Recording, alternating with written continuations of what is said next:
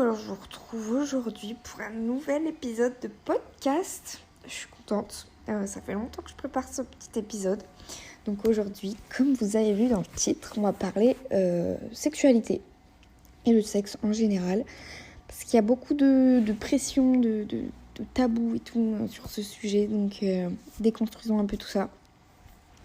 J'ai noté plusieurs points que je voulais aborder. Du coup, premier point, on va commencer par tout ce qui est la pression liée à la sexualité.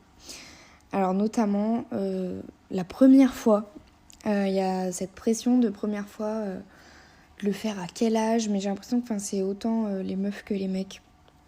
Quand on est un peu au lycée et tout, je sais pas si les gens nous mettent la pression, c'est la société qui met la pression en mode si tu le fais trop jeune, en tant que meuf, t'es une pute. Bon, les mecs, non, eux, ça va. Mais surtout aussi, si tu le fais trop vieux ou du coup trop vieille, tu vas être un peu mal regardée et tout. Mais genre, pourquoi ? Laissons les gens faire ce qu'ils veulent. Surtout que la première fois, c'est hyper stressant, pardon, mais c'est pas... Voilà, quoi. On n'est pas là en mode allez, go. Non, c'est hyper stressant et les gens le font quand ils en ont envie. Et il devrait pas y avoir de pression là-dessus. Je trouve que c'est encore... pourquoi y avoir une pression là-dessus ?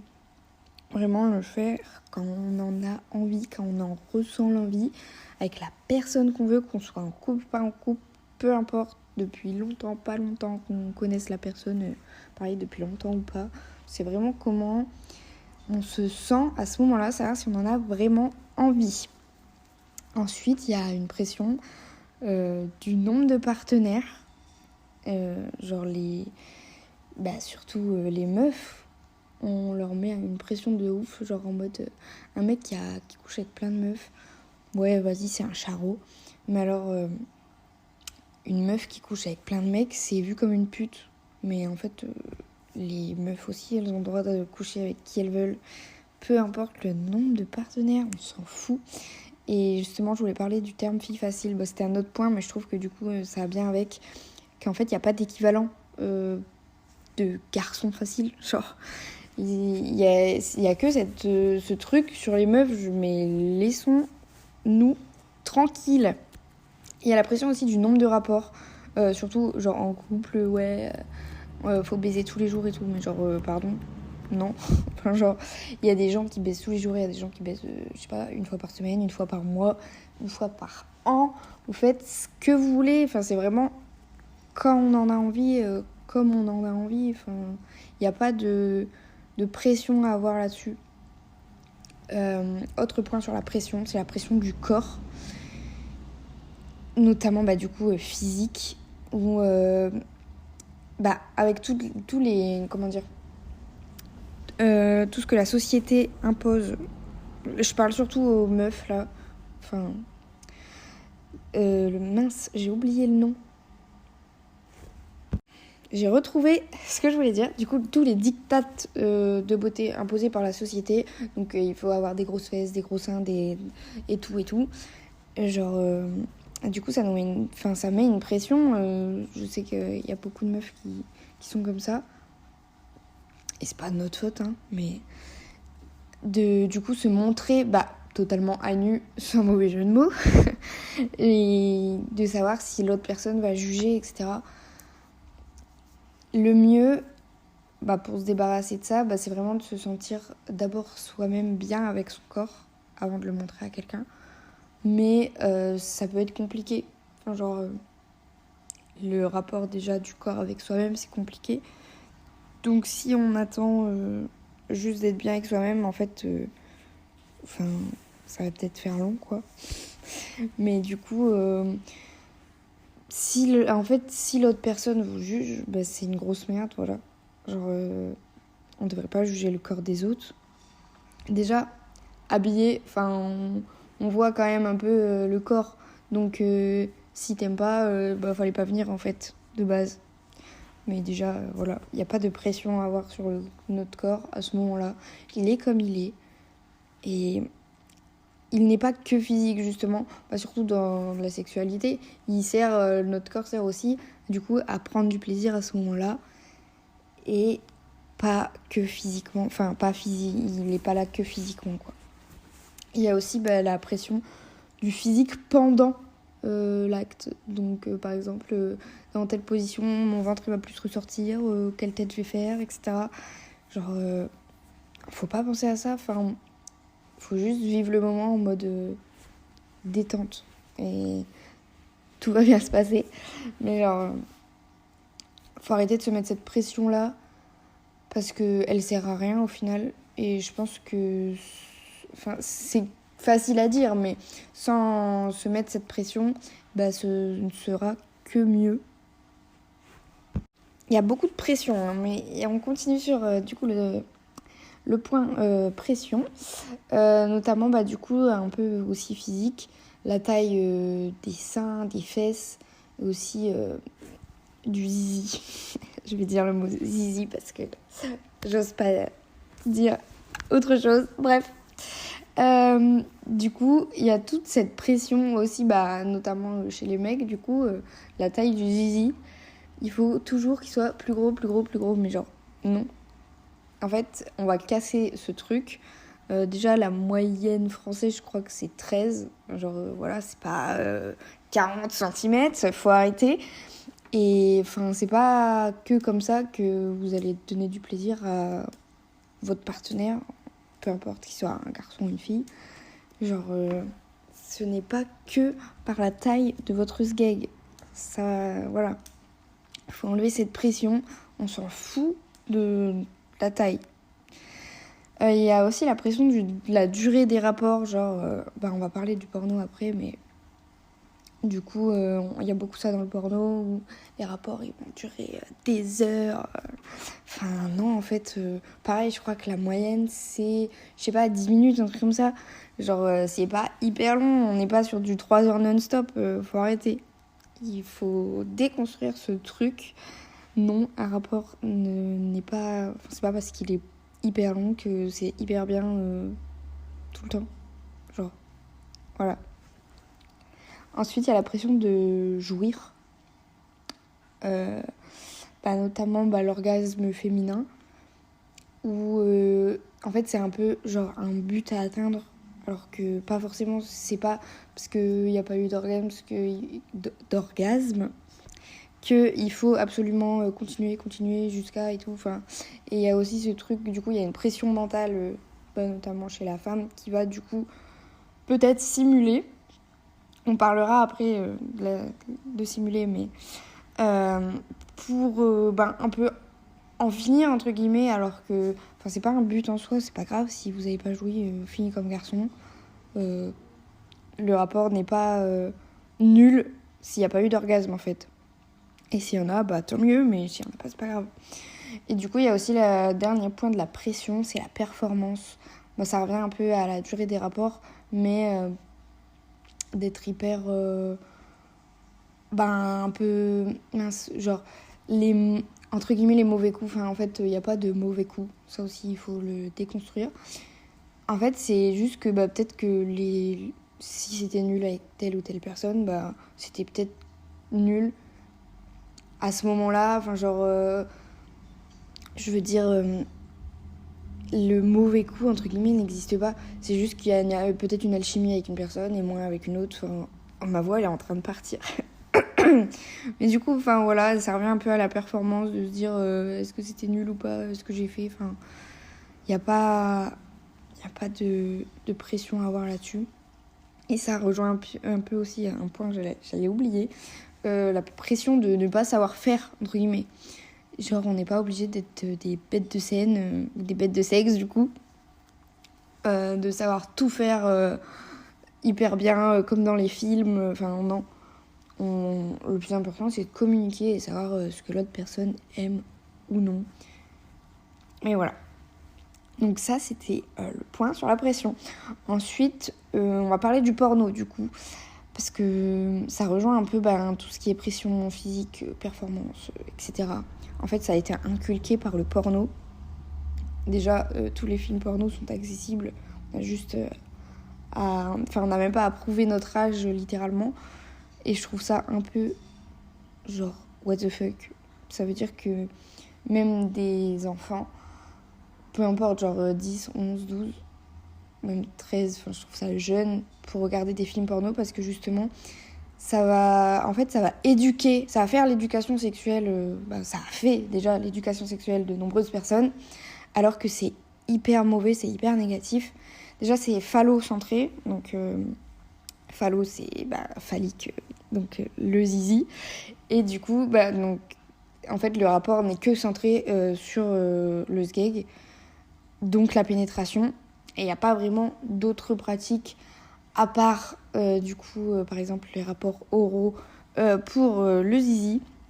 C'est hyper... Il y a cette image, donc le plaisir à l'homme, mais le plaisir de la femme est vraiment diminué. De toute façon, les films porno sont faits pour les hommes, sont faits par des hommes et pour les hommes. Donc ce qu'on appelle le male gaze, donc c'est le regard de l'homme. En fait, il y a un peu que ce truc-là qui compte. Et c'est ça qui est négatif dans le porno. Faut aussi se dire que c'est pas la réalité. Enfin, c'est vraiment scénarisé. On peut pas réaliser tout ce qu'ils font. Genre, clairement, des positions, des trucs comme ça. Enfin, il y a des trucs, c'est un peu what the fuck. Même les scénarios sont what the fuck. Genre, je repense à une meuf fait tomber un truc par terre et ça y est, le rapport a commencé. Genre, pardon, non. Mais ça impacte vraiment l'image qu'on se fait de la sexualité. Et il y a aussi du coup simulé, parce que dans les films porno, on voit des meufs qui crient de ouf et tout, alors que c'est pas la réalité. Et c'est pour ça que de nombreuses meufs simulent, parce que c'est comme ça qu'on se dit, en fait, ça gratifie la performance du mec, alors que, non, si vous aimez pas, faut communiquer, je préfère comme ci, comme ça, bref, faut vraiment communiquer. Et un truc hyper, comment dire, mauvais, ouais, on va dire ça, moi ça m'a choquée, voilà, hyper choquant, c'est ça que je voulais dire, c'est que j'ai appris que dans les films porno, des meufs étaient parfois sous antidouleur pour ne pas ressentir la douleur parce que ils vont hyper vite, en fait ça doit pas vraiment leur faire du bien quoi. Et du coup, ils prennent des fois des antidouleurs avant. Moi, je trouve ça hyper choquant alors que c'est censé être bien. Et là, voilà. Donc, il faut vraiment se dire que c'est pas la réalité. Et si vous voulez un peu vous détacher du porno, parce que ça peut être vraiment un peu une addiction, surtout chez les ados, où les hormones, voilà. Et il y a des plateformes qui font autrement. Mais bien évidemment, c'est payant parce que il faut en fait rémunérer le travail qu'il y a derrière. Et pareil, dans les films porno, en fait, c'est pas vraiment un travail puisque les acteurs et les actrices ne seront pas rémunérés convenablement, etc. Et du coup, il y a Femtasy, si vous connaissez pas. C'est une plateforme... En fait, c'est pas du porno, c'est un peu des audios... c'est, comment on dit, des audios sexy, non, des audios sur des rapports quoi, mais en fait il y a vraiment pour tous les goûts et pour tout le monde, c'est hyper inclusif, peu importe votre orientation sexuelle, ouais, parce que dans le porno soit c'est hétérosexuel homme-femme, soit c'est lesbienne mais pour exciter les hommes, en aucun cas pour exciter des femmes, bien évidemment. Mais du coup, Femtasy fait les choses autrement. Il y a vraiment pour tous les goûts et un peu tous les fantasmes, peu importe ce que vous aimez ou pas. En fait, vous pouvez choisir un peu la catégorie que vous voulez. Et c'est hyper bienveillant, je trouve. Ça fait entendre soit des histoires ou des vraies personnes, etc., qui seront rémunérées, du coup. Et en fait, vu que c'est que de l'audio, il n'y a pas de description physique. Et du coup, ça développe vraiment l'imaginaire où on peut imaginer ce qu'on veut par rapport à l'histoire qui est racontée. Et je trouve ça vraiment cool qu'il y ait des plateformes qui font les choses autrement. Donc voilà, je sais qu'il y a pas mal d'influenceuses, notamment Amal Tahir ou autres, par exemple Ginger Chloé aussi, qui en font, j'allais dire la promotion, mais qui le démocratisent.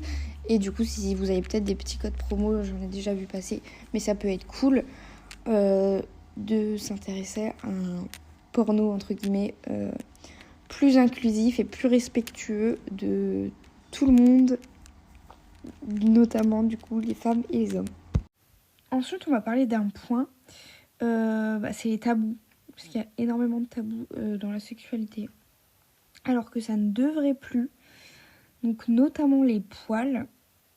Alors, fun fact, les poils c'est naturel, c'est normal, et ça sert à quelque chose, parce que oui, les poils sont là pour protéger notamment des infections urinaires ou de toute bactérie qui pourrait rentrer en contact avec la vulve ou avec le pénis. Ça permet vraiment de réguler toutes les infections, tout ça. Et c'est normal, il n'y a pas de jugement à avoir sur le corps d'une autre personne. Chaque personne fait ce qu'elle veut. Et en fait, c'est vraiment des injonctions de la société, surtout que les meufs soient hyper épilées et tout. Dans les films porno, on voit ça. Mais moi, je trouve ça un peu dérangeant parce que il y a ce côté où il faut que la vulve de la femme ressemble à celle d'une enfant. Parce que un enfant n'a pas de poils, forcément. Mais genre, what the fuck. Parce que oui, quand on reprend la racine du problème, en fait, c'est là où c'est juste pour plaire aux hommes. Parce que, entre guillemets, les hommes préfèrent une vulve plus jeune. Déjà, c'est hyper bizarre. Pardon. C'est un peu genre pédophile, voilà quoi. Mais, détachez-vous des injonctions de la société. Je veux dire, si vous vous épilez, faites-le, réfléchissez pourquoi vous le faites et faites-le vraiment parce que vous le voulez. Des fois, on le fait sans vraiment se poser la question. Alors que, posons-nous la question pour savoir si on le fait vraiment pour nous. Deuxième tabou, les pets de fouf. Genre, vraiment, je sais pas, il y a un tabou comme ça. Où genre, c'est gênant et tout, mais en fait, c'est juste de l'air qui forcément rentre dans le vagin et il faut qu'à un moment ce soit expulsé. Et en aucun cas, ça va sentir mauvais ou quoi que ce soit, c'est juste de l'air qui s'expulse en fonction de certaines positions, etc. Notamment la levrette où il y a beaucoup d'air en fait qui rentre pendant les va-et-vient. Et c'est normal, et puis au pire on en rigole un petit coup et voilà quoi. Il n'y a rien de gênant, il faut pas... au pire on précise, c'était un peu de fouf. Voilà, c'est pas grave. Un gros tabou qui est la dent dure, la masturbation féminine. Pourquoi ? Parce que franchement, la masturbation masculine, on en entend parler de long, en large et en travers. J'ai envie de dire, il n'y a aucun tabou là-dessus. Tout le monde, entre guillemets, le sait que les mecs, ils vont se branler, etc. Et genre, les meufs, ouais, non, c'est sale, ouais, non, c'est bizarre. Ou alors, nymphomane. Mais ça, faut arrêter. Genre, pardon. Mais pareil, il n'y a pas d'équivalent masculin, en fait. Une meuf qui est épanouie dans sa sexualité et qui se masturbe ou les deux, qui couche avec qui elle veut. En fait, on voit direct comme une chaudasse ou une nymphomane. Non, c'est juste une personne normale. Tout le monde a une libido différente et c'est pas parce qu'une meuf aime sa sexualité que c'est une info. Déjà, faut arrêter avec ce terme. Enfin bref. Du coup, je disais la masturbation féminine, genre, y a rien de mal, c'est entre nous et nous-mêmes déjà. Et personne n'est obligé de le savoir. Et il n'y a pas de tabou à avoir là-dessus, genre oui, en 2022, une meuf peut se faire du bien elle-même, sans avoir besoin d'un zizi, forcément dans l'addition. Merci, au revoir. Non mais vraiment, faut arrêter avec ce tabou. Je pense que ça se démocratise petit à petit, surtout avec les réseaux sociaux, je trouve. Mais voilà. Par contre, je voulais parler d'un truc, petit aparté. Genre, c'était My Vaginam qui faisait la promotion. Bon, il y a eu déjà trop de promotions dessus. Genre, c'était quoi J'avais vu passer un moment faire des bains... Vous savez, comme pour la peau, ouvrir les pores, là. Des bains d'eau chaude, genre... et faire ça à sa fouf pour qu'elle sente bon. Pardon, mais je suis un peu... Quoi ? On en parlera après de l'hygiène et tout ce qu'il y a autour de la vulve. Mais what the fuck. Et le truc aussi de genre resserrer son vagin. Justement, parlons-en. Il y a ce mythe, entre guillemets, enfin cette croyance, j'en sais rien, qu'une meuf qui a beaucoup de partenaires différents, on précise, genre elle aurait la chatte plus écartée ou je sais pas quoi. Mais what the fuck, en fait, que ce soit un mec différent ou le même mec, ça change rien au nombre de rapports qu'il y aura. Enfin, genre... Et il n'y a pas ce mythe de genre le zizi se rétrécit à force. Non. Non, le vagin, il est pas... il est pas extensible comme ça. Et puis, ça veut dire que genre quand on a 80 ans, notre vagin, il est énorme. Non. Il s'écarte juste quand il y a un bébé qui va passer. Et après, il redevient normal, même après un bébé, genre. Et il n'y a pas ce truc de resserrer. Mais c'est pareil, ça, c'est un peu comme les poils où il faudrait avoir un vagin, du coup, d'enfant.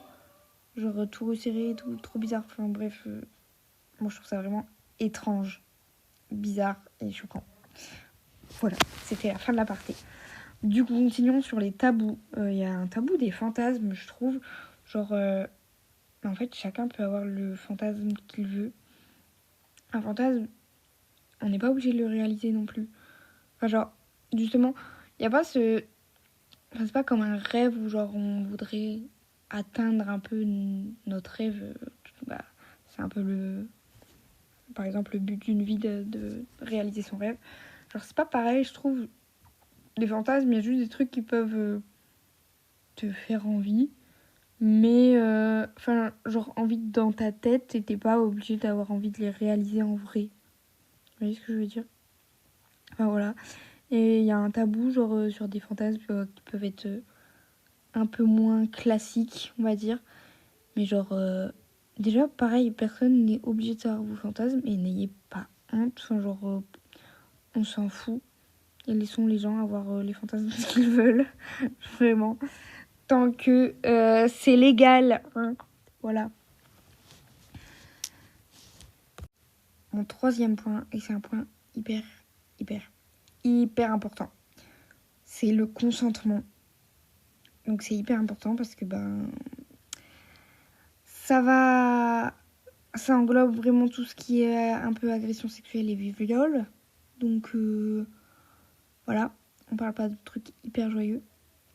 Mais le consentement, c'est hyper important. Je l'ai vraiment souligné dans mon carnet. J'ai mis un petit panneau avec un point d'exclamation. Donc, c'est hyper important parce que, en fait, j'allais dire déconstruisons ce truc, mais non, genre, ça, il n'y a pas lieu d'être. Genre, il faut arrêter de dire, même, en fait, le consentement, j'arrive pas à l'exprimer, le consentement peut se donner et se retirer à tout moment. C'est-à-dire que même si le rapport il est sur le point de commencer, etc., on peut dire non. Il n'y a pas ce truc de genre ouais mais la meuf elle l'a chauffé donc forcément. Non en fait c'est un viol. Si la meuf au final, je dis la meuf mais même le mec, hein, on s'entend. Si la personne au final elle se sent plus prête et elle dit ouais non. Si l'autre personne en face même si elle avait envie elle, et en fait c'est non. Ça peut peut-être être dur à encaisser un non parce que toi t'avais envie et tout, mais non c'est comme ça. Genre, c'est tout. Il faut savoir encaisser la réalité. Et sinon, c'est un viol. Voilà. Et pareil, une personne qui dort, et elle donne pas son consentement. Voilà. Chose très importante à savoir, même si je pense que ça devrait être des bases.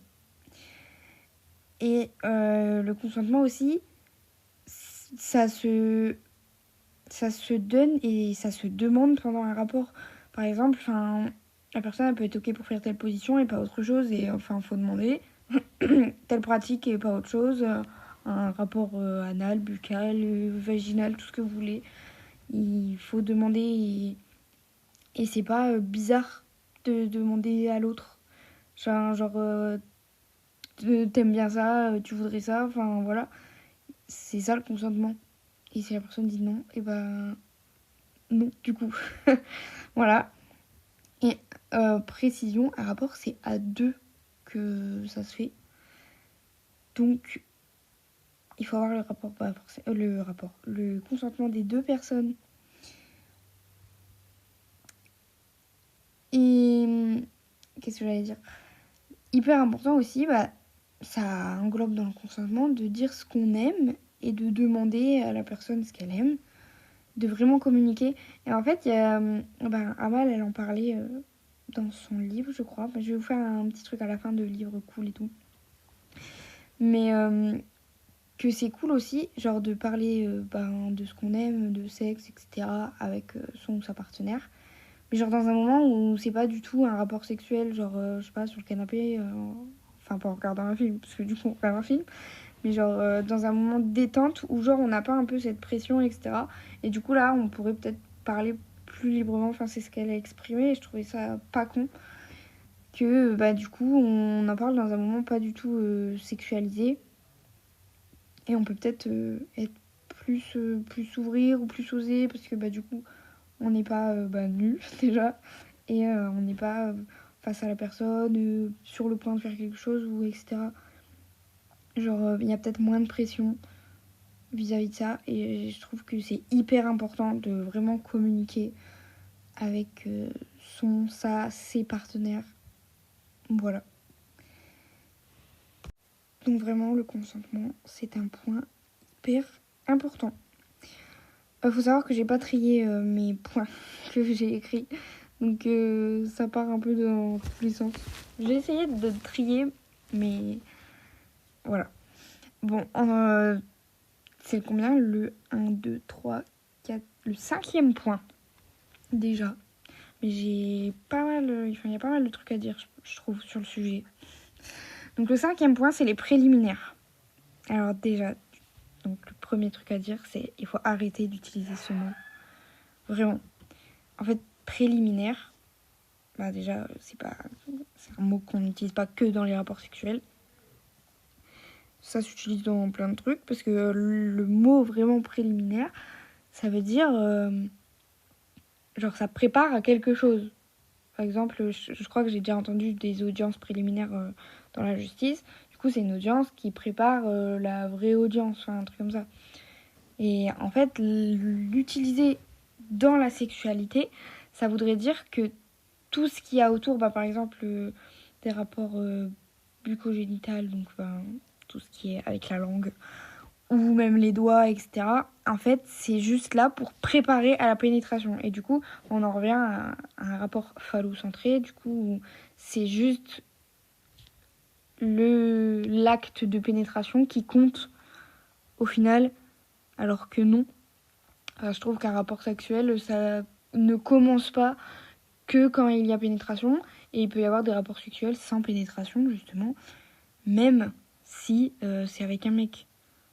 D'ailleurs, il faut le démocratiser. S'il n'y a pas de pénétration pendant un rapport sexuel, c'est quand même un rapport sexuel. Et c'est pas obligé qu'il y ait une pénétration, quoi. Donc, vraiment, arrêtons d'utiliser ce mot. Il m'insupporte maintenant. Voilà. Mais du coup, quand je disais un rapport phallocentré, j'ai déjà entendu la phrase « Mais comment elles font les lesbiennes, pour coucher ensemble, ça doit être nul ». Mais en fait, il faut arrêter de penser que par le zizi. C'est pas parce qu'il n'y a pas un zizi dans un rapport que c'est nul. Et du coup, c'est pour ça qu'il y a aussi cette pression. J'en ai pas parlé dans la pression. Mais je trouve qu'il y a une pression des mecs de justement bander et tout avec le porno. Encore et toujours, hein, vraiment. Je trouve qu'il apporte pas beaucoup de choses positives pour l'instant. Mais il y a cette pression et du coup, je pense que c'est pour ça. Parce qu'on pense trop que le rapport... Genre, il faut que le zizi il soit à fond et s'il n'y a pas son zizi, nul. Non. Enfin, il y a autre chose. Et un rapport, c'est pas que ça. Et les lesbiennes, c'est pas parce qu'elles ont pas de zizi que le rapport est nul. Genre, si vous pensez ça, remettez-vous en question. Pardon, j'ose dire ça, mais vraiment, remettez-vous en question. Genre, pensez autrement que par votre zizi. Vous pouvez utiliser autre chose pour faire du plaisir à votre partenaire.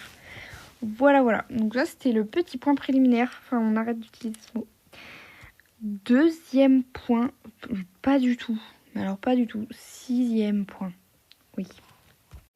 Du coup, le 6e point, c'est la libido. Alors, la libido. Donc, il faut savoir qu'elle varie selon les personnes. Que justement, j'en parlais tout à l'heure, on dit souvent n'importe quoi, nymphomane, chaudasse, etc. Mais il faut arrêter. Et la libido varie selon les personnes, mais aussi énormément selon les événements que l'on vit. Parce que oui, en fait, toute notre vie influence notre sexualité. Enfin, par exemple, s'il y a, selon les émotions, si on est triste, si on est joyeux, etc., les événements qu'il peut y avoir, je sais pas, un décès, on n'a pas du coup forcément envie de baiser, hein, disons-le. Et tout autre événement un peu comme ça, même des examens, on peut être stressé. Des fois ça peut détendre, mais des fois non, en fait j'ai juste envie de souffler devant un film.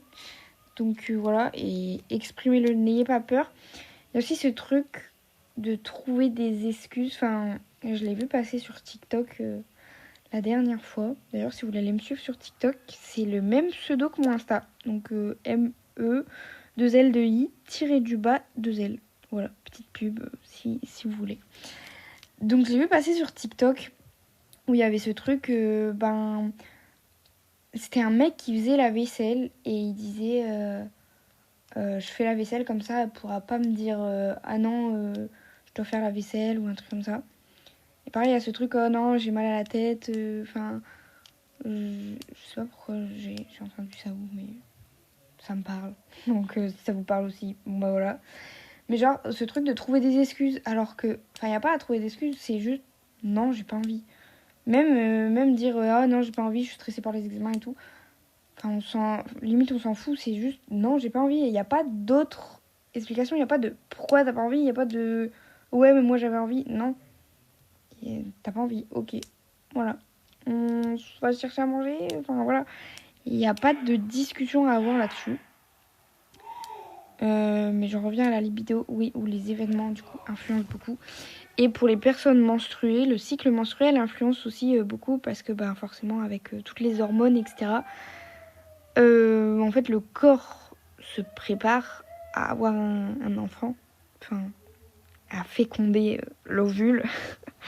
Et du coup, forcément, il va envoyer des hormones qui vont amener à avoir envie puisque il se prépare à ça.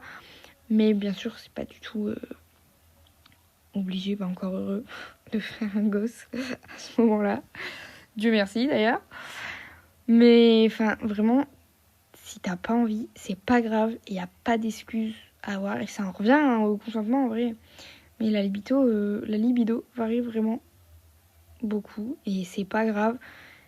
Et ça peut être des périodes très longues où elle sera en baisse. Et en fait, c'est vraiment comme des vagues. Où genre, peut y avoir des vagues d'un coup hyper hautes où du coup on a plus envie. Et une mer toute tranquille et du coup on n'a plus trop envie. Je sais pas si ça vous parle l'image de vague, mais voilà. voilà pour ce petit point sur la libido. J'adore les petits points que j'ai fait. J'adore être organisée. Fun fact, voilà, j'adore être organisée. Et noter tout plein de trucs. Et genre là, j'ai fait des petits points, je les ai surlignés et tout. Et ça m'apaise l'esprit. Voilà. Donc, point suivant, c'est le revenge porn. Alors, si vous ne savez pas ce que c'est, en fait, vraiment, prenons la racine du mot. Revenge, c'est revanche. Et porn, du coup, c'est les nudes, en fait, les photos dénudées. Et c'est le fait de se venger, du coup, en faisant mauvais usage des photos que l'autre nous a données. Donc, il y a beaucoup ce truc de cyberharcèlement sur les réseaux sociaux. Où, en fait, la personne va se venger en diffusant les photos de l'autre personne. Il faut savoir que c'est hyper grave, hein. C'est puni par la loi. Et en fait, comment dire, le mot, en fait, revenge porn, j'avais vu une vidéo sur Instagram, je sais plus qui en parlait. Je crois que c'est Emanuela. C'est la fondatrice de l'association Dis bonjour sale pute qui lutte contre le harcèlement de rue notamment.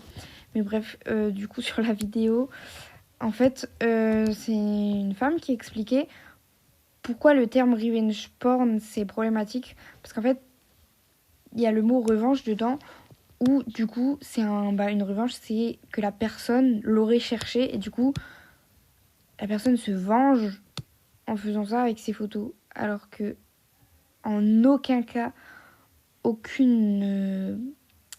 mince. Il y a rien qui justifie de faire ça. Il y a pas à faire ça. Vraiment. Mais faites attention à qui vous envoyez. Peu importe votre sexe et peu importe le sexe de la personne en face. Faut vraiment faire attention parce que... En fait, on ne sait pas la photo qu'est-ce qu'elle devient une fois qu'elle est envoyée. Même sur Snap et tout... ou si la personne est prise en capture d'écran, on le voit et tout.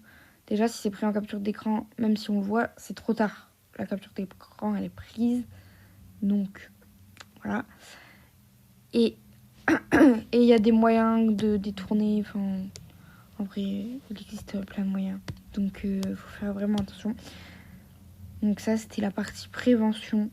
Et c'est vraiment puni par la loi. Si ça vous arrive, n'hésitez pas à porter plainte.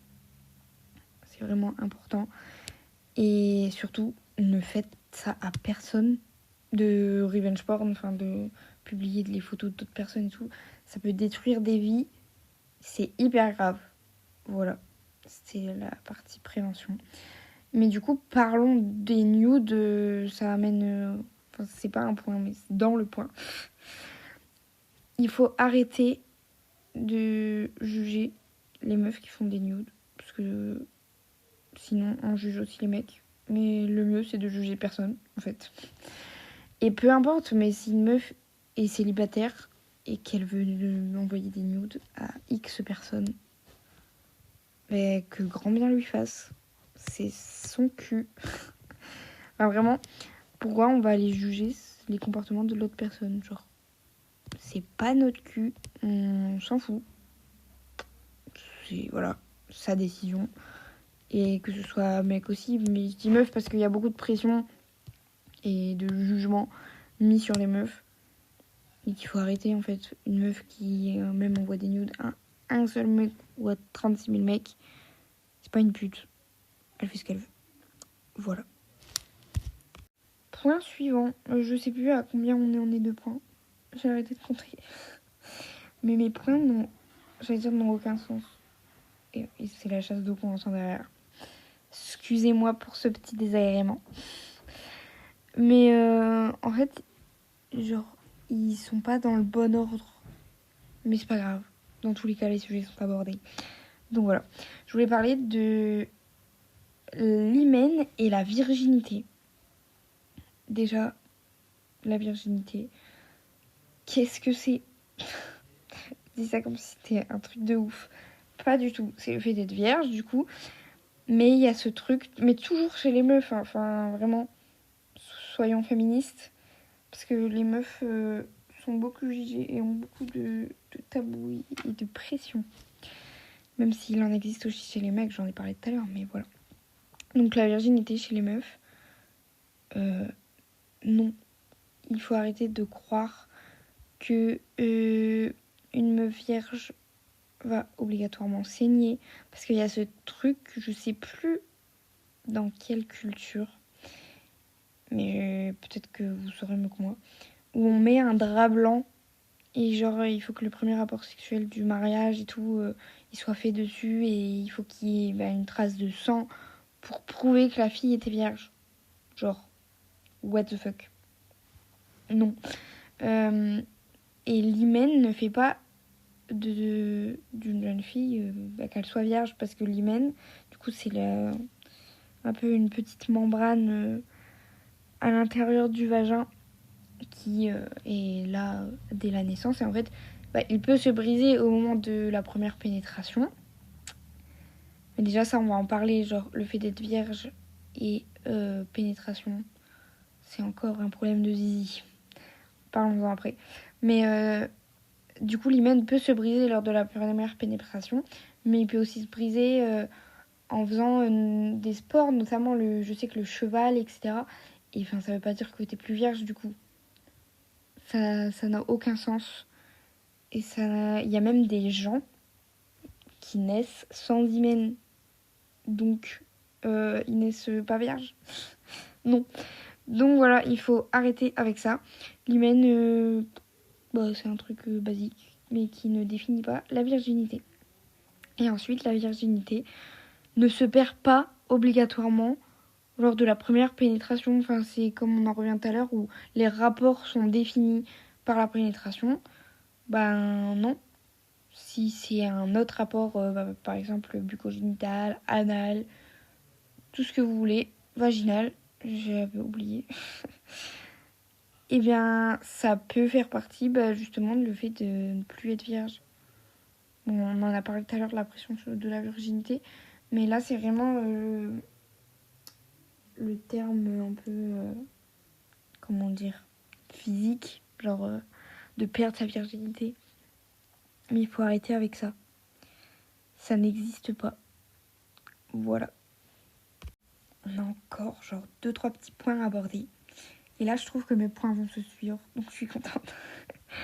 Alors, point suivant. Par contre, j'ai remarqué, petit aparté, que à chaque fin de point, je dis voilà. Je sais pas comment conclure mon point.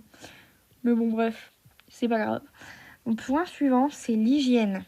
Donc, j'en parlais tout à l'heure de l'odeur du vagin, etc. Où ils nous vendent des produits à la mort moelleux. Il faut arrêter. Un vagin sans un vagin, genre ça sent pas la rose, si je vous l'apprends. Les meufs ne pètent pas des paillettes et ne chient pas des arcs-en-ciel, et elles sentent pas la rose du vagin, sinon c'est étrange. Mais par contre, premier degré, les produits, tout ça vendu par des soi-disant influenceuses, voilà, c'est hyper dangereux. Ça peut vraiment importer, ou ça l'importe comme ça, hop, puis n'importe quoi. Apporter des infections urinaires, des mycoses, etc. Et c'est hyper dangereux en fait. Ça peut déséquilibrer toute la flore vaginale. Donc que je vous explique. Le vagin est auto-nettoyant. Je me prends pour un médecin, hein, clairement. Non, mais j'ai lu plein de livres et tout. Et enfin, en fait, le mieux, c'est vraiment de s'instruire. Parce que malheureusement, on nous apprend rien à l'école. Voilà. Et du coup, moi, ce que j'aime bien, c'est... Je vous mettrai vraiment... Enfin, à la fin, je vais faire un point, justement, compte Instagram sympa et livre sympa. Et du coup, il faut démocratiser ce truc. Le vagin est auto-nettoyant. Alors, il y a un équilibre entre les bonnes bactéries et les mauvaises bactéries. Donc, c'est comme dans le ventre. Il ne faut pas qu'il y ait que des mauvaises bactéries. C'est comme quand on prend un antibiotique, ça tue toutes les bactéries. Sauf qu'en fait, ça nique tout l'équilibre du ventre. Voilà, c'est pareil. Genre, la flore vaginale, du coup, elle a un équilibre. Et avec tous ces produits de merde, eh bien ça vient niquer tout l'équilibre de la flore vaginale. Et c'est là où on peut attraper des mycoses. Parce qu'en fait, la bactérie de la mycose, elle est présente naturellement dans la flore vaginale. Et c'est quand il y a un déséquilibre que d'un coup, en fait, il va y en avoir beaucoup plus de cette bactérie-là. Et du coup, voilà. Donc vraiment, il faut prendre soin de cette flore vaginale. Il faut savoir que la vulve ne se lave pas au savon. Déjà, si vous faites des douches vaginales, mon Dieu, arrêtez ça tout de suite. Il ne faut pas mettre de l'eau dans le vagin. Si vous ne savez pas différencier vulve et vagin, le vagin, c'est à l'intérieur. Donc c'est là où potentiellement le zizi rentre. Et où le bébé sort, grandit dedans.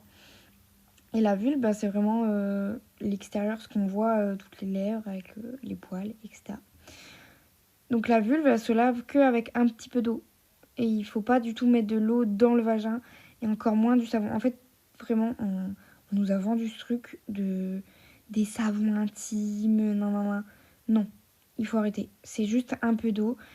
Et non, c'est pas sale de pas mettre de savon. Il faut vraiment pas mettre de savon, même sur la vulve, etc. Un peu d'eau. Justement, les poils sont là pour réguler normalement les bactéries. Mais sinon, le vagin, lui, est auto-nettoyant et il va se nettoyer avec les pertes blanches. C'est pareil, on nous l'a pas appris. Genre, déjà, on a nos règles, mais en plus, on a des pertes blanches, donc c'est des pertes totalement normales, qui sentent rien. Enfin, ça sent le vagin, j'ai envie de vous dire. Mais ça ne pue pas, c'est juste naturel, c'est le vagin qui se nettoie. Et voilà, c'est... Justement, si vous en avez, genre c'est tant mieux parce que ça veut dire que le vagin est en bonne santé et il fait son boulot de se nettoyer. Et il faut vraiment le laisser tranquille avec ça. Et pour prendre soin de votre flore vaginale, vous pouvez prendre des probiotiques. Donc en fait, c'est justement des bonnes bactéries qui vont venir rééquilibrer... en fait, ça rééquilibre la flore intestinale, mais qui est extrêmement liée avec la flore vaginale. Donc voilà. Et pour éviter tout ce qui est mycose et infection urinaire, donc point hyper important, toujours aller faire pipi après un rapport pénétration. Même en rapport bucco-génital, etc. Parce que en fait, quand on bouleverse un peu la vulve, en fait, il y a plein de bactéries qui peuvent se retrouver sur les doigts, sur n'importe quoi, le zizi, des jouets, etc. Et en fait, ces bactéries-là, il faut les éliminer en allant aux toilettes après le rapport parce que les va-et-vient, etc., ça peut aussi rapporter des bactéries. Et vraiment, c'est hyper important d'aller aux toilettes après un rapport pour nettoyer tout ça et pas laisser les bactéries se développer dedans. Hyper important.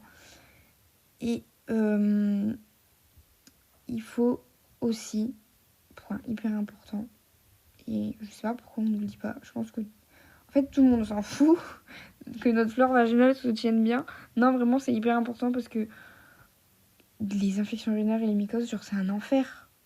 Infection urinaire, c'est la vessie quand on a tout le temps envie de faire pipi mais que y a rien à faire pipi, genre c'est des bactéries dedans. J'allais dire les deux, c'est pas grave. S'il faut quand même faire attention parce que l'infection urinaire, elle peut monter au rein si elle n'est pas bien traitée. Et en fait, dans les deux cas, il faut aller voir un médecin, vraiment.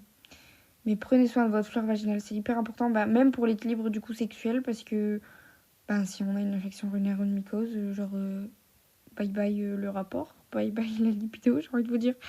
Donc c'est hyper important de se sentir bien avec notre flore vaginale, avec notre vulve et notre vagin. Il faut qu'ils se tiennent comme un charme. Et pareil, les mycoses, donc là, pour l'identifier, déjà ça gratte, c'est une horreur. Et là, nos pertes blanches, justement, elles peuvent puer. Donc oui. Et là, c'est qu'il y a vraiment un déséquilibre et du coup, il faut aller chez le médecin. Ils vont prescrire des ovules à mettre, c'est comme un suppôt, mais à mettre dans la foufoune. Et des crèmes. pour vraiment soigner. Il faut pas prendre ça à la légère. Enfin, on va pas mourir demain si on a ça.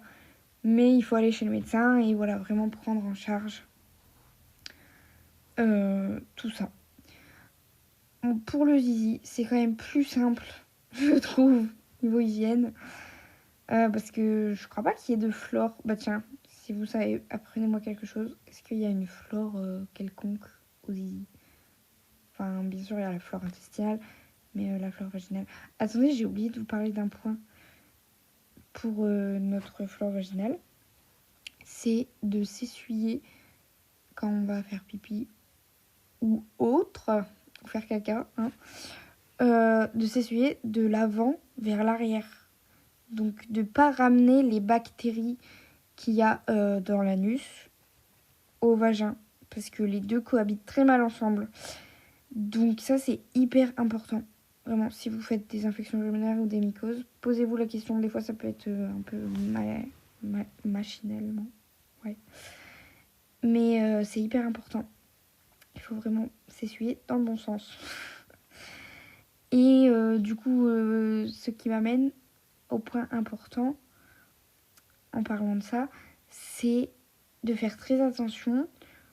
Si vous avez des rapports anals, il ne faut pas retourner dans le vagin ensuite. On peut faire vagin-anus, mais pas anus-vagin, parce que du coup, ça va... En fait, toutes les bactéries qu'il y a dans l'anus vont aller dans le vagin. Là, c'est la mycose ou l'infection urinaire assurée.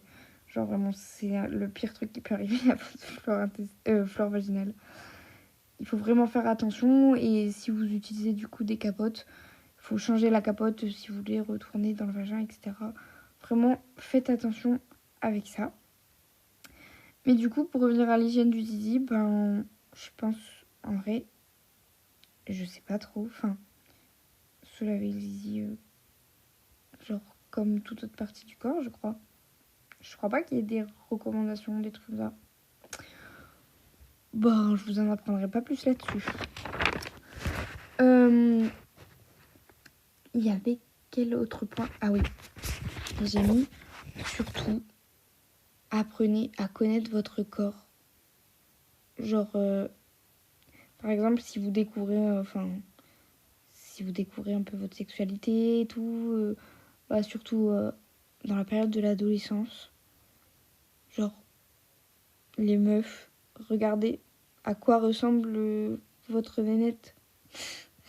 C'est quoi vos mots pour décrire les parties intimes? Parce que j'en dis plein là depuis tout à l'heure. Bref, donc votre nénette, genre regardez à quoi elle ressemble. Et il y a cette pression aussi. Ce truc de genre oui, les lèvres elles sont pas de la même taille, ou pas de la même couleur, ou ceci ou cela, on s'en fout. Ouais, il y a ce truc de... Je crois il existe un truc de chirurgie esthétique pour la foufoune. Hyper bizarre. Enfin, non. Votre foufoune, elle est comme elle est. Laissez-la vivre. Elle a l'apparence qu'elle veut. Et complexez pas là-dessus. Mais apprenez à connaître votre corps, à comment il fonctionne. Justement, s'instruire avec les livres, etc. C'est hyper important. Point suivant, du coup. Donc le point suivant, c'est tout ce qui est IST et MST. Donc les infections sexuellement transmissibles ou maladies sexuellement transmissibles. Donc il y en a plein. On connaît notamment le virus du VIH qui amène au sida. Mais il y en a plein différents. Je saurais pas trop. Je crois qu'il y a la syphilis, chlamydia. Après, je connais plus. Je connais ces trois-là déjà. Mais il faut vraiment faire attention. Protégez-vous. Si vous n'êtes pas depuis longtemps avec la personne ou même si vous ne connaissez pas, mettez des préservatifs. Enfin, ça évite forcément des grossesses non désirées, mais surtout des maladies. Et c'est pas quand on aura la maladie qu'on dira ah, j'avais pas mis de capote. Non, vous savez pas. Même si la personne vous jure qu'elle a fait les tests, etc., vous n'en savez rien. À part si vous avez le papier devant vous de ses résultats sanguins. on ne sait jamais. Et du coup, vraiment, protégez-vous. Et il y a ce truc, je sais pas, c'est pas hyper démocratisé du coup, mais on peut aussi attraper des maladies dans un rapport buccal ou anal. Enfin, peu importe. Et il faut aussi se protéger. Il existe différents, je crois, des digues dentaires pour les cunis, etc. Et la capote pour les fellations. Enfin, il faut vraiment faire attention. Et du coup, pensez à vous dépister. Je crois que c'est une fois par an. Quelque chose comme ça. Et si vous êtes en couple et que vous ne voulez plus utiliser de préservatif, déjà pensez à la contraception, forcément, pour éviter des grossesses. Mais allez vous faire dépister. Et puis ensuite, si tout le monde est OK et tout le monde va bien, eh bien, vous pourrez enlever la capote. Mais vraiment, c'est hyper important de prendre soin de sa santé. C'est vraiment la santé. Et du coup, petite transition du coco.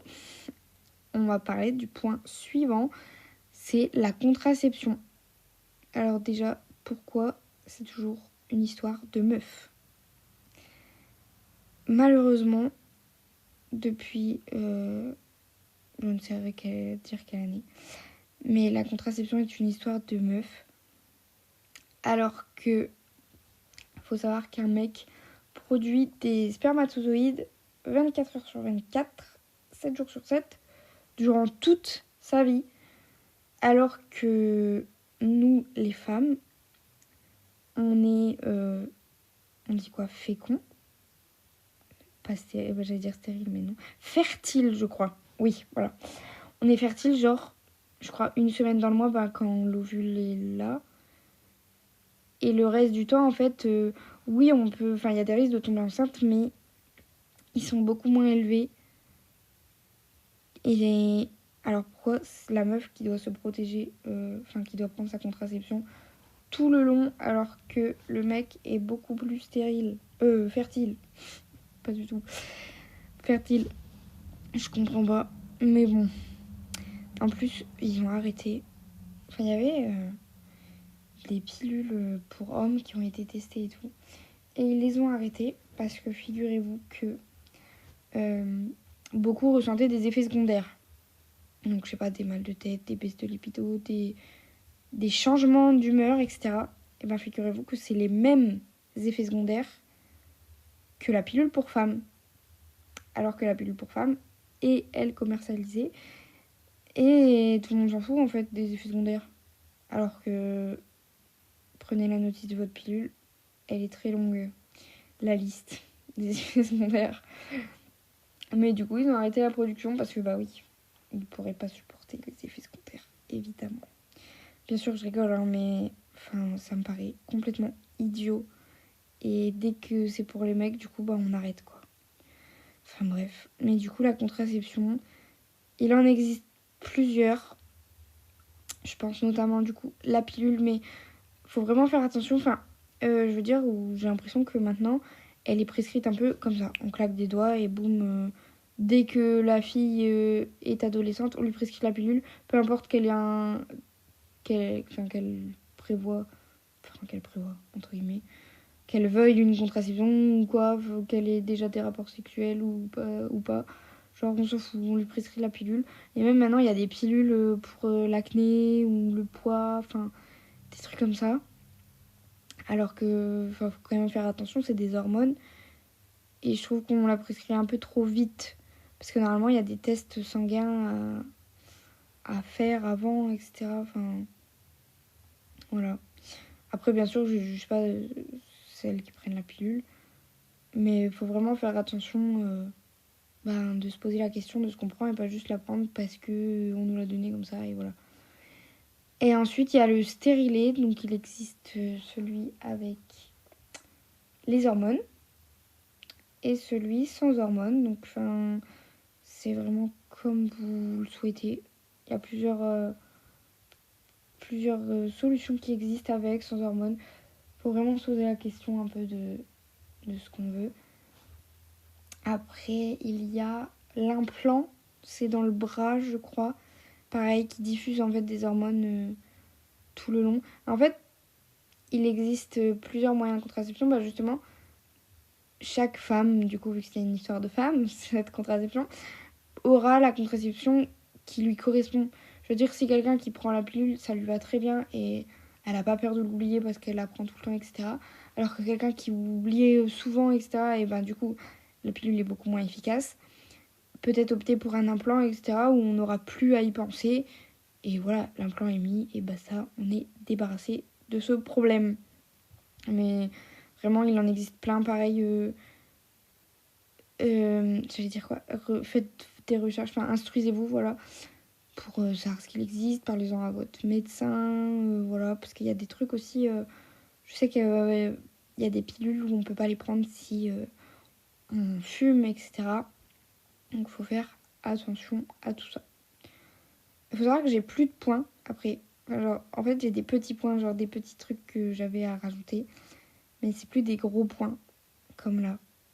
Du coup, passons aux petits points que j'avais à rajouter.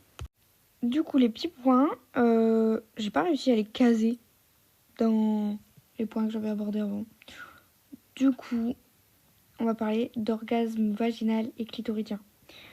Faut savoir que l'orgasme vaginal n'existe pas. En fait, c'est dans les deux cas, l'orgasme est provoqué par le clitoris. C'est juste qu'il va être interne ou externe.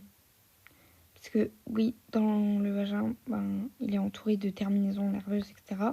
En fait, le clitoris, il est présent partout dans les parois du vagin, voilà. Que le clitoris externe, c'est un peu un petit bouton, quoi. Et en fait, dans les deux cas, l'orgasme est clitoridien.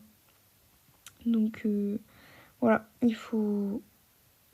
Enfin, l'orgasme vaginal n'existe pas. Je voulais parler d'un petit truc, des jouets.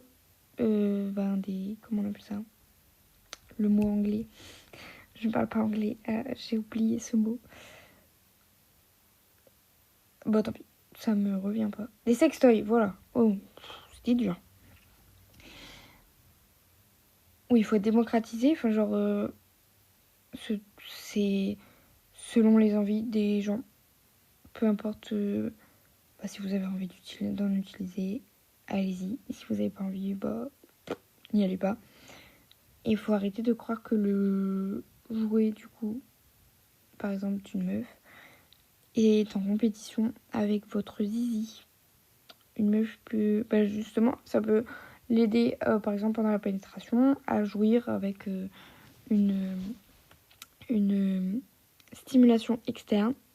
Donc ça peut être cool. L'orgasme n'est pas un but en soi. Je crois que ça j'ai déjà dû le dire. Mais du coup, c'est pas un but à atteindre dans le rapport. S'il y en a un, c'est cool. S'il y en a pas, c'est pas grave. Chose hyper importante, la femme n'est pas un objet. Voilà. Parce que j'ai souvent entendu, genre un trou. Genre la femme est vue comme un trou. Ou un vide-couille. Super, merci, au revoir. Non, mais vraiment, c'est hyper grave de dire ça. En fait, le rapport, c'est à deux. C'est pas que pour le mec, que lui, qu'il ait un trou et que ça lui fasse du bien. Non. Il y a aussi le plaisir de la femme dans cette histoire. Voilà, je parle des rapports hétérosexuels, mais dans les deux cas, de toute façon, du partenaire. Il faut arrêter avec ça. Donc, voilà. Autre petit truc. J'ai écrit quoi ? Ah oui. Il y a ce truc de genre, je couche pas le premier soir et tout. Il faut arrêter. Parce que ça, c'est pareil, c'est les pressions de la société. Ou genre, une meuf qui couche le premier soir, c'est une fille facile, c'est une pute, tout ce que vous voulez. Non. Il faut arrêter. Si t'as envie de coucher le premier soir, ou la première seconde, minute, jour, mois, tout ce que tu veux. Mais en fait, vas-y, écoute juste tes envies. Tant que c'est pas forcé, tant que ce n'est pas un viol, merci. Eh bien, go en fait. Et l'homme, il va pas se barrer juste parce qu'il a couché avec toi. Et il y a ce truc aussi de en couple, déjà, parlons du devoir conjugal. Non. Genre, c'est le fait de... En couple, j'allais dire. Mais en mariage, il y aurait un devoir de coucher avec son mari, etc. Enfin, genre, what the fuck. Non, même si t'es marié depuis X années, 20 ans, tout ce que vous voulez, tu n'as pas à devoir coucher avec ton mari. Non. Si t'as pas envie, t'as pas envie. Voilà, c'est ciao. Mais du coup, il y a ce truc de genre, tu dois coucher... Enfin, j'ai déjà entendu ça, genre, tu dois coucher avec ton mec. Bah, sinon, forcément, il va te tromper, hein, parce que tu comprends, il a des envies. Mais rien à foutre si tu en as pas envie. Enfin, c'est vraiment... C'est un viol, il faut se rendre compte. C'est banalisé, alors que... What the fuck. Voilà. Non, il faut arrêter. Si le mec se barre, est infidèle et te dit ah ouais mais t'as dit non aussi là, mais alors là, pardon mais hors de ma vue quoi, dégage. Non, c'est pas normal de faire ça. Voilà, faut se rendre compte. C'était le dernier point à aborder. Non, ce n'est pas la fin de ce podcast. Vous y avez cru, mais non. Je vais vous parler des livres intéressants, des comptes Insta et j'ai pensé aussi à des podcasts. Donc, let's go. Du coup, j'ai fait des petites recherches sur des livres intéressants. Donc, il y a des livres que j'ai, il y en a un seul que j'ai pas. Mais voilà. Du coup, le premier livre, c'est le livre de Jouissance Club. Enfin, c'est le titre aussi. Par June Pla. En fait, qui met en avant plusieurs pratiques. Comment dire, hyper inclusif. Genre, ça peut être pour tout le monde. Donc, au pire, vous regarderez sur Internet si ça vous intéresse. Ensuite, il y a le guide du self-care par Amal Tahir. Là, on aborde un peu...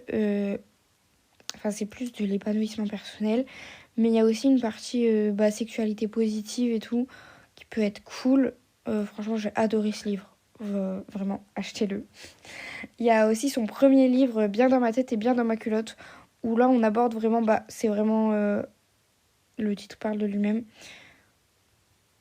Où on aborde aussi tout ce qui est moyen de contraception et tout, et ça peut être cool aussi. Vraiment, c'est cool de s'instruire là-dessus. Il y a son dernier livre aussi, je ne l'ai pas lu, Aimer sainement, mais je sais que... Enfin, j'ai lu le résumé parce que... j'ai lu le... la table des matières, là, les chapitres qu'il y a. Parce que je l'ai, mais juste que je ne l'ai pas commencé à lire. Et je sais qu'elle aborde une partie sur, pareil, la sexualité, genre... en pleine conscience, enfin, genre être bien avec sa tête et tout. Donc ça peut être cool. Il y a le livre Adosexo de Camille Moncarnet.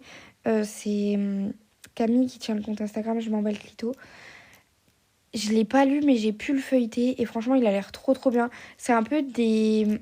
J'avais déjà vu ça, des encyclopédies genre pour ados, quand on commence à être adolescent et tout. Mais genre là, c'est un peu vraiment en mode au goût du jour. Genre, enfin vraiment, il a l'air trop bien illustré et il est hyper gros. Enfin, il y a plein de trucs dedans. Elle aborde plein de points différents et j'aimerais trop le lire. Il y a le guide gynécologique de Juju la Gigi. Donc c'est une gynécologue qui l'a écrit.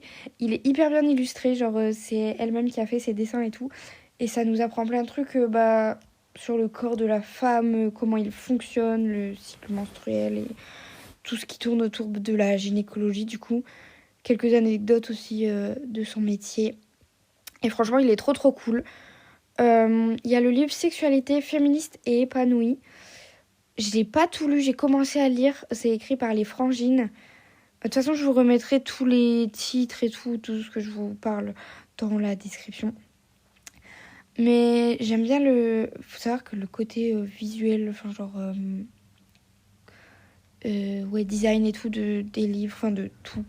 En fait, j'aime bien quand c'est bien illustré, des trucs comme ça. Ça m'attire vraiment plus que juste de l'écriture. Et donc là, tous les livres que je vous parle, ils sont hyper bien illustrés. Il y a L'homme sous pilule, où justement on parlait de contraception, que c'est une histoire de meuf et tout. Je suis en train de le lire, je ne l'ai pas fini, mais il est trop bien. C'est un roman graphique écrit par Anne-Sophie Delcourt, et il y a une autre femme aussi qui l'a écrite avec elle, enfin qui a fait les dessins. Je crois que c'est Lucie, mais je ne sais plus vous dire son nom de famille. Mais je vous mettrai dans la description. Et vraiment, il est trop bien. J'aime trop les illustrations et tout ce que ça soulève comme questionnement derrière. Donc voilà, il est trop bien. Et le dernier livre, c'est Au-delà de la pénétration de Martin Page. Je ne l'ai pas lu, mais j'en ai entendu beaucoup parler sur Instagram et tout. Du coup, je me dis que ça peut être cool de vous le mettre. Si vous avez des recommandations, livres, tout et tout, je prends. Ça peut être cool. Il y a le jeu. J'ai un petit jeu de cartes que j'ai imprimé moi-même et qui a été fait. Je ne saurais plus vous dire par qui. Je sais que c'est 2 féministes, il me semble.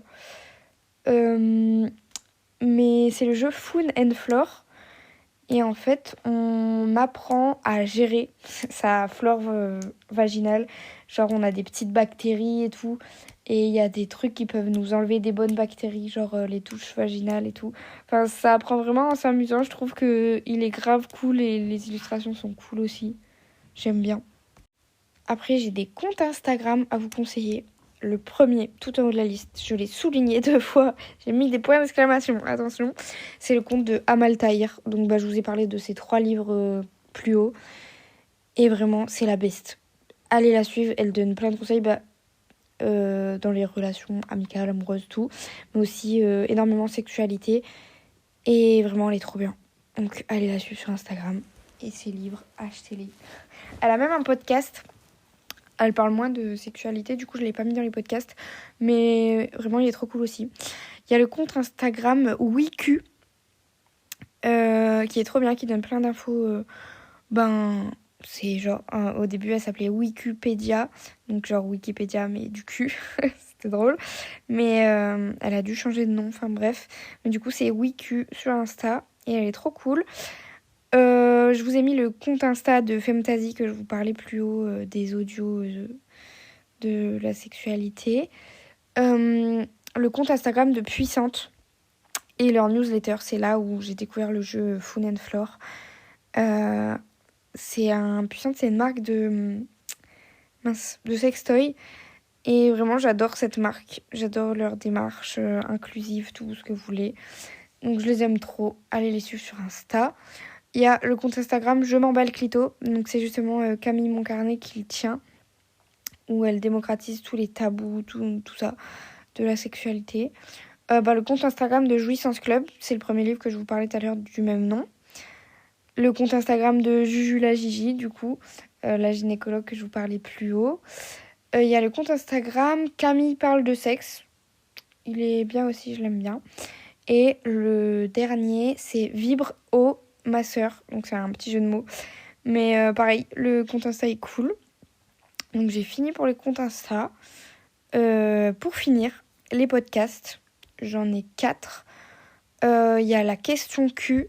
C'est... je sais plus comment... C'est Genside. Ouais, c'est eux qui le mettent en place. Et ils disent 2 minutes pour tout savoir sur la sexualité féminine. Ils soulèvent plein de questions. Et en fait, je trouve ça trop cool. Parce que maintenant, j'aurais kiffé avoir des podcasts et tout. En étant plus jeune, quand on rentre dans l'adolescence et tout. Toutes les questions qu'on peut se poser, et qu'on n'ose pas forcément poser à ses parents ou quoi. Et eux, ils font des podcasts là-dessus. Et c'est vraiment des épisodes de 2-3 minutes. Et ils sont trop cool, pareil, inclusifs, tout ça, j'aime bien comment ils répondent. Et pareil, de Genside, il y a le podcast S'exposer. Donc là, c'est 2 minutes pour tout savoir sur la sexualité masculine. Donc trop cool aussi. Je vous ai mis le podcast du coup de l'association que j'ai parlé tout à l'heure, Dis bonjour sale pute. Ils ont un podcast et je vous le mets dedans parce que j'ai écouté leur épisode sur la pornographie. Et pareil, ils remettent en question un peu, peut-être plus détaillé parce qu'elle donne beaucoup de références, etc. Et j'ai bien aimé comment a été tourné l'épisode. Et pour finir, le petit épisode Je crois que c'est les 10 points que j'aurais aimé savoir sur la sexualité de Green et Soi-même. D'ailleurs, j'adore son compte si vous voulez aller la suivre. Et pareil, j'ai bien aimé son petit podcast. Il était bien tourné et tout. Donc voilà, mes petites recommandations. Si vous en avez à me donner, let's go. Et c'est tout pour cet épisode. Je vous l'ai jamais dit, mais tout le monde me dit, genre, si vous voulez laisser des étoiles et tout, je crois que c'est Apple Podcast, Spotify qui font ça. Et si vous voulez laisser un petit commentaire, genre noter le podcast et laisser un commentaire, ce serait cool. Voilà, si vous avez kiffé. Et puis si vous voulez me suivre sur Insta, TikTok, et c'est tout. Et mon podcast, mais du coup, vous êtes déjà là. Et ben c'est MEII tiré du bas 2L. De toute façon, je le mettrai dans la description. Ben, il était cool ce podcast. J'allais dire ce petit podcast, mais je pense qu'à la longue, je parle beaucoup. Mais à la prochaine et bisous. Petit aparté de dernière minute. Je faisais la description et je me suis rendu compte que j'ai oublié de vous parler de MyLuby. Alors que, genre, comment oublier ? En fait, MyLuby, c'est une marque de produits intimes hyper bienveillante et inclusive. Genre, déjà, j'adore leur design, genre tout doux. Genre, vraiment, allez regarder leur Insta. Il est trop beau. Et pareil, en fait, je les ai mis dans les comptes Insta à suivre parce que ils décomplexifient. Je sais pas si ça existe. Tout est un peu la sexualité et tout. Et leurs produits, genre, ils sont trop bien. Bah, Amal, elle en parle souvent. De leurs lubrifiants, leurs capotes et tout. En fait, ils sont faits avec des ingrédients d'origine naturelle. Et dans ce milieu, genre, on voit pas beaucoup. Enfin, c'est la première marque que je vois faire ça. Et c'est fabriqué en France et tout. Enfin, genre, vraiment, il y a une belle marque que j'adore avec des belles valeurs. Donc, voilà, c'est la petite aparté MyLuby.